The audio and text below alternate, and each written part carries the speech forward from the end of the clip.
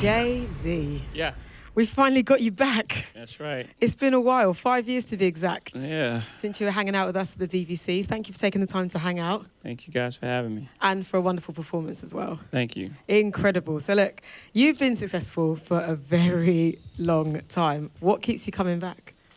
I ask myself that all the time. I asked myself that this morning. I was like, what I'm doing? Because, when I've been in, I've been home and I've been two new twins and just been in that space. So I had to leave and come over here, get on the plane. I'm like, what am I doing? Like, why am I doing this? And I just love it. The truth is, it's my passion. It's what I love to do, make music and perform and, travel. So it's who I am. It's not even a choice for me. It's just who I am. You know, people always call you one of the GOATs. For those of you listening who don't get that, GOAT stands for greatest of all time. What do you feel like you still have anything to prove as an artist? Even To with myself, that? yeah. I've always tried to push the envelope as an artist and like make new things and try to, make something that's, an elevated version of what I've done. So yeah, only to myself, not to the public at large, but to myself. I have to be happy with it before I let it go. Well, they say that you got to be satisfied with what you do first and foremost before you put anything out into the world.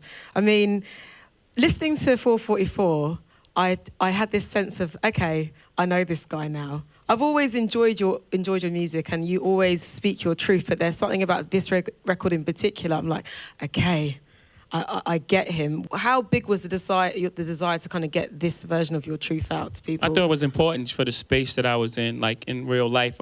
My music always try to mimic what I'm going through at that time. If you look at all the albums, it was this transition from my first album from the street guy into music, and it was basically mostly about the streets, and it was coded and Reasonable Doubt I'm talking about. Yeah.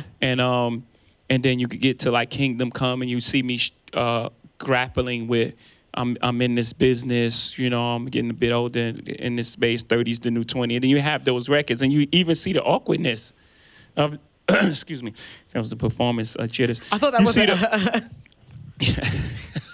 You see the awkwardness trying to figure that out. And that's why I love the blemishes of my career as well, because I can go back and see myself, trying to figure it out and trying to represent my truths in all my music. Well, this is the thing, because, as you've said, a lot has changed since the days of Reasonable Doubt. You've gone from, money, cash, and now you're talking to people about investing in art and making smart real estate choices. I still like money, cash. Oh, I'm sure. Yeah. But a little less these days. Yeah. And you're trying to advise, people on the come up in the industry and in life on the knowledge that you've come across. But what do you think Jay-Z of 1995 would make a Jay-Z of 2017? I still, even in 96, you'll hear change is cool a cop, but more important is lawyer fees. I still had that sort of wisdom, and it's all sprinkled throughout the career. It just hasn't been this concentrated on an entire project. So it's still I don't want to say elevated, different version of myself. I still had that. I still was ahead of my time in that space. You know what I'm saying? So with every project, I try to push forward. So it's not that different. It's just, the entire project is just here, mask off, here's everything. You almost feel like you shouldn't be hearing it, right? You start looking around like, should I be hearing this shit? Oh, no. Yeah, because again, I remember he's saying. The stuff he's saying, thank you. Well, yeah, I think the first time I played it, I was sat at home, I think it was a Thursday night, and I sat on my sofa, I was like, let me just properly get into this record.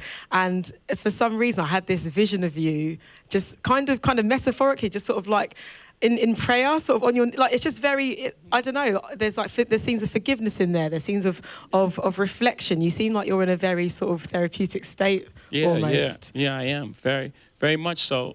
You get to a point in your life and you really focus on what's important. You know what I'm saying? Is that we can't afford any mistakes at this point. You know what I'm saying? So you just really focus on what's important to you and the people you love. And that's what really just brings me genuine happiness, you know, just hanging out. You know, all my friends came. I'm pointing that way because they're in the back. All my friends is here from, you know, Juan and Tata and all these people that you've heard 100 times in the songs, and Jay Brown. And, you know, it's just like, you know, being around my family and friends. It's just the things that really genuinely bring me joy. And as your mum says on Shine, life is too short. That's right. That's right. Absolutely is. Well, look, I mean, you are in a dawn now where, I mean, people are always talking about you. They're always going to talk about you. You're a public figure. But look, like you say in BAM, people talk crazy on Instagram. Does that part of it. It is, but does that bother you even more now? Yeah. Because you've got Instagram, we've got Twitter, we've got Facebook. Everyone's got something to say about everything. Do you pay attention to any of that? I mean, that's not my life. You know what I'm saying? But I'm aware of it. I'm aware of its existence, and I get things and I see posts and things like that, but that's just part of it. It's not personal. I don't take it personal. I think people are funny. You know, I find the humor in things, and you know, I like to laugh, so I laugh at myself a lot, and it's just part of the gig. It is what it is. It's not personal to me. It's the position I hold, and when I'm not occupying that space, I'm not this public figure that you say.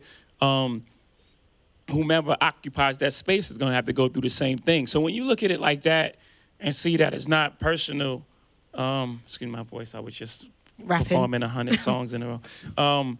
When you see it's not personal, then you kind of make light of it. It's kind of just laugh at it. Well, I know social media is sort of isn't your thing, because let's talk about Twitter.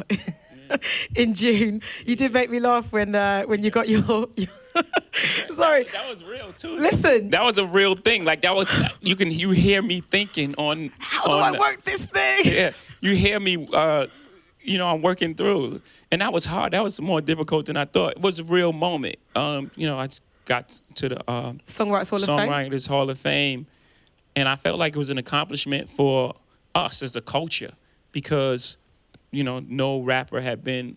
All these great writers, Rakim and KRS One and Big Daddy Kane. See, I start that again. I'll go for 2 hours. All these great writers, and no one's in the Hall of Fame. And I just felt like celebrating us at that moment. And then I realized, like, man, it's a lot of really fresh people in the world. It's a lot of talented people. And then you got to fit that into 140 characters on an app that you don't really use. Yeah. So that's going to be some stress. Yeah. It was fun. Do you reckon you're going to be using Twitter again in the future? Yeah, at some point. When it hits me, like it has to be a thing. It's not. I'm not just sitting on there talking for no reason. It's like not what I do. Yeah, I heard you say earlier to somebody, there's no point doing anything for the sake of it. Is that a value that you've just always had? Yeah. I like to do things that are like honest and meaningful, and if we're not, then like, why are we doing it? For sure. You know what I'm saying? Just edit life. That's a good thing to do, period. Just edit your life in every aspect. Just start doing things for no reason, and that's when it all goes bad. For sure. We definitely didn't edit your life on this album. I need to talk about the kind of extras on it, the films, and of course the freestyle by young Blue Ivy. Now listen, that young lady, she can ride the beat. Her pocket is amazing. Like I taped her doing that. She literally did that one time. That was one time, 5 minutes. That was right at the end of the album. I had just recorded Family Feud, and I was happy with the recording. So I said, man, bring up the We Family track. I'm gonna try to improve on that. And I brought it up, and I couldn't come up with anything. So I'm playing the track, and she's listening. She probably was like, here, Pop, this is how you do it. So I was like, forget it. So I left it alone. She climbed up on the stool, put on the headphones, and then she started going. Like, boom, shakalaka. I don't know what she was saying, but never seen a ceiling in my whole life is the most genius line on the album, I must say. But for the rest of that, she was just freestyling, and she was just finding really good pockets. And it was like, oh my God, this kid. Listen, the young lady can flow. Yeah. She really can. Please tell me there's been an exchange. Now, do you have to sing, Frozen, Let It Go with her? Like, I was doing that already, so it was like, Yeah, she owed me that. I need to know that you have at least donned a tiara on your head to try and get on her level, or some fairy wings or something. Not the tiara, but I've done crazy things. I dressed up like a Ken and all that kind of stuff. I'm her dad, so I take all those things, and like anything that has my ego attached to it, that's out the window. But I guess so that's I'm quite not against wearing a tiara, like is what I'm trying to say. right on. But for I tiaras. haven't. She doesn't put me through those sort of things. She has a very clear understanding of who I am. It's really, she's very respectful of it. No, you don't have to do that, Dad. That's really cool, because we've had artists in before. In fact, we had Pink in the other day, and she was saying that her daughter is already a bit bored when she watches her live show. She's like, Mum, what do I do when I get bored during your show? It's quite fascinating to see how kids perceive their parents, especially, when they do public-facing jobs. But is Blue very aware of, like, my mum is this guy, this woman, and my dad's this guy? Yeah, she's super aware. It's a little scary. But hey, I guess this is what we're in. Everything is so public. People probably know more about you than you care to. But then I guess that's why you put this record out, right? Yeah, I put it out because it's like really therapeutic for myself. Like to get to a space where I'm not hiding behind anything, and it's just like really, no mask, no that whole image thing, and just really like speak my truth. And it's really. Again, it's really more of an extension of what I've been doing. If you listen to songs like You Must Love Me, and that's 97. I made that in 97. It's just that you didn't know who my mom was. Yeah. You hadn't become to know that her name was Gloria. I didn't. You know what I'm saying? So now you have an attachment, if you've been listening, not everyone, just people who've been fans of music have been listening, and like, I know these people. I know who Tata is. I know who, like, these people through hearing all these years. So you have a connection to the characters. But again, and it's more concentrated in like one place, and I've never done that before. For sure. Mm-hmm. I wanted to talk to you just more about family life and just who you are, as Sean Carter, because look, we know Jay-Z, or we think we know Jay-Z. It's like that show on MTV Diary, remember? You think you know, but you have no idea. I have no idea what show that is. Iconic MTV show. It's amazing. Okay. You just follow people around. They talk about their life. Oh, very yeah. I think I've been on there. You probably were. Yeah. I've been on it, yeah. So like, I just want to kind of have an idea of what it's like in the Carter household when you're just relaxing, when the cameras aren't there. Music, just family, friends, music, and a lot of food. We like always eating. Can you cook it up? Are you decent in the kitchen? No, I can't. No. Oh, okay. I mean, I could if I wanted to. That's the gig. You know what I mean? Don't let nobody know that. Okay. Are you getting through any box sets at the moment? Are you binge watching any TV?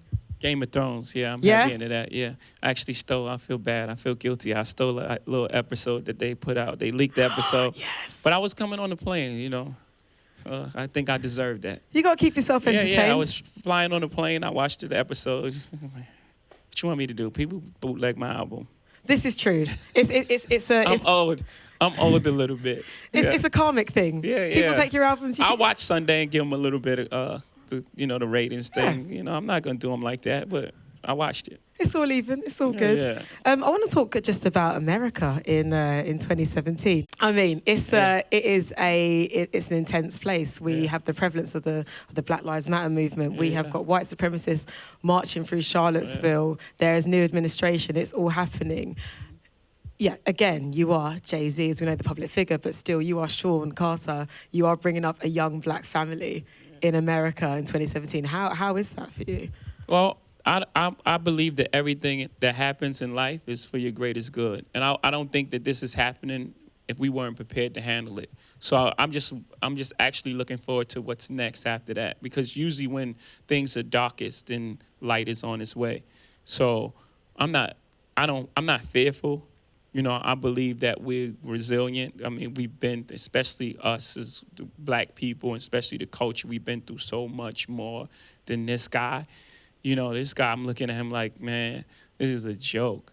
With all, I can't even say with all due respect, with all disrespect. I just think that's, he's not a very sophisticated man, especially when it comes to, the ideas of, until everyone's free, no one is free, period. That's just a fact. We are all linked some kind of way. So if you oppress a certain people, everyone's in danger. That's just, karmically and in real life, because if I'm being oppressed and you have this big, nice mansion with all these, I'm coming inside there. That's going to happen. That's just how life is. So on a just a practical level, that just makes sense. On a spiritual and karmic level, if we're all children of God, then we're all brothers and sisters. And at some point, if you are doing that to your brother, then that can't last. And I guess kind of observing these things, are these things that are already inspiring you for your next project? Are you thinking that far ahead of what you're seeing right now? Yeah, of course. Have you got anything written down? Yeah, well, I have some ideas, yeah. Mm-hmm. Yeah. And obviously we know that you still have a great friendship with Barack Obama. Would you say, since he's left office, are you even more kind of politically astute? Are you even more invested knowing, I don't ever think I was politically astute ever. No. I just care about people. I think politics is a divisive thing. I guess it's in place so people can have checks and balances. You have one side versus an other side. But what it does is typically it doesn't work the way it was designed to work, right? It was designed to work so you could have one side, Democrats, the Republicans check. But it don't really work like that, because what happens is people vote along their party lines and they start talking to each other like, I'm not going to cross the aisle, even if it's people attached to these laws. And I think they've forgotten that piece, that these things are going to affect real life people. When you put in like prison reform, like people are going to jail and families are being broke up and fathers away from their children and the family structure is broken. So that kid grows up, that kid gets into trouble, he goes to jail, and the cycle is vicious. And I think we've forgotten that as a government, that real people attached to these laws that you don't want to vote on because you're not a Democrat and you don't want to go against your party. And it has to be a human issue.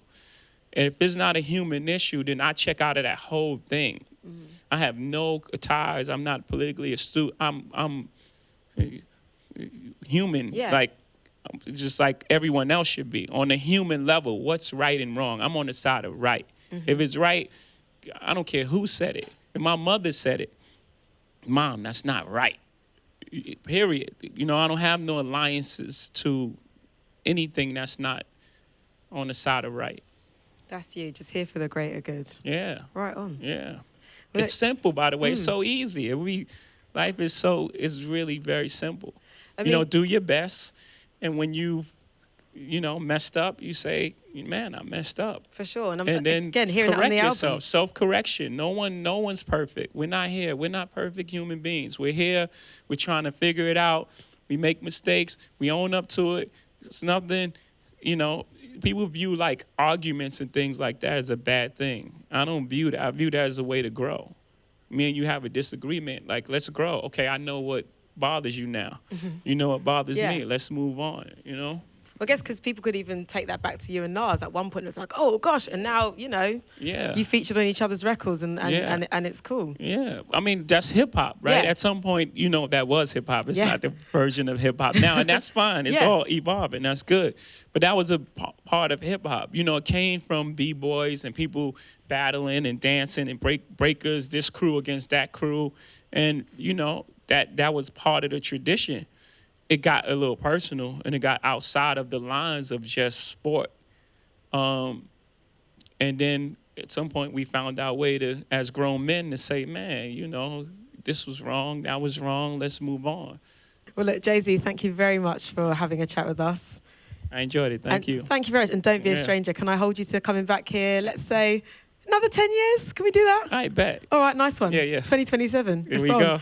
You know the year. Oh, that was the simple math for you. Took me a minute. I was like, 2027.